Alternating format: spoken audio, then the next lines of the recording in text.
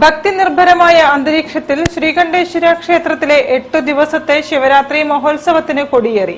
ക്ഷേത്രം തന്ത്രി പറവൂർ രാകേഷ് തന്ത്രിയും മേൽശാന്തി ഷിബു ശാന്തിയും കൊടിയേറ്റത്തിന് കാർമ്മികത്വം വഹിച്ചു.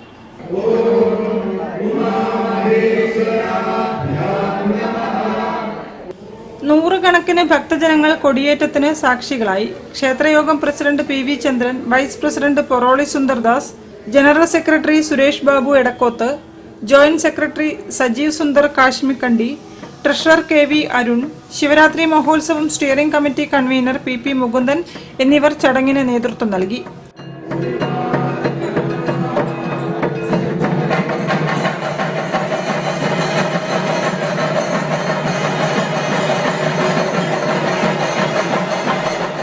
ക്ഷേത്രം 70 ലക്ഷത്തോളം രൂപ ചെലവഴിച്ച് നിർമ്മിച്ച ഗജമണ്ഡപം ക്ഷേത്രയോഗം ഭാരവാഹികളുടെ സാന്നിധ്യത്തിൽ ക്ഷേത്രത്തിന് സമർപ്പിച്ചു.